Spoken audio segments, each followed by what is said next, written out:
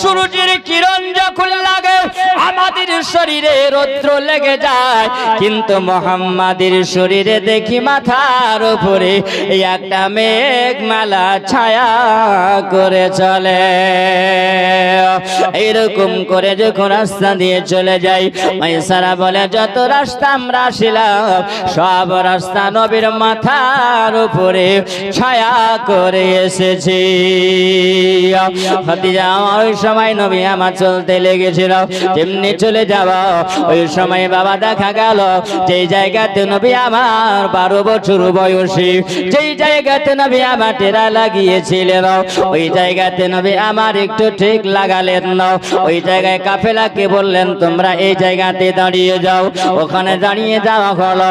আবার নবী যেন যেই ছোটবেলায় গাছের নিকটে এসেছিলেন, আবার নবী যেন ওই গাছের নিকটে গাছের গোড়ায় গিয়ে আবার নবী আরাম করছেন। জোরে বলুন সুবহানাল্লাহ।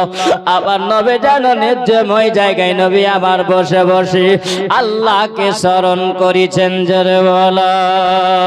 আর আপন চাচার কথা ভাবে বলে আল্লাহ আমার চাচার সঙ্গে আমি এই জায়গাতে 12 বছর বয়সে এসেছিলাম, আর সর্বপ্রথমে আমার ব্যবসা হলো এই খাদিজার মাল নিয়ে আমি মুলকি শামের দিকে রওনা হয়েছি। আবার নবী জান বসে বসে আছেন না, আর ওই জায়গাতে যে গির্জা থেকে ওই দেখা গেল এক রাহাব নাস্তুর, এই রাহাব নাস্তুর যেন তাওরাত খুলে বসে আছে না, আর তিনি ইনজিল খুলে বসে আছেন। এই জব্বর পড়তে পড়তে তিনি বলেন না ওগো রব্বুল আলামিন আল্লাহ তুমি আমাকে জব্বরের জ্ঞান আল্লাহ তুমি আমাকে দিয়েছ, আমাকে ইনজিলের জ্ঞান দিয়েছ, আমাকে তুমি মাওলা তাওরাতের জ্ঞান আল্লাহ দিয়েছ।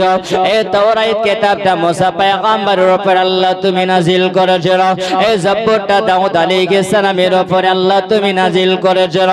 এই রব্বুল আলামিন আল্লাহ এই ইনজিল শরীফটা আল্লাহ তুমি নাজিল করেছো ওই পয়গম্বর যিনি হলেন ঈসা আলাইহিস সালাম।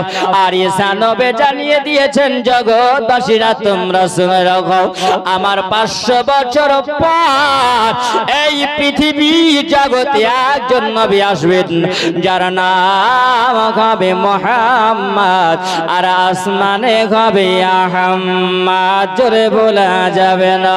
তাওরাতের মধ্যে আবার নবীর নামের জিকির আছে।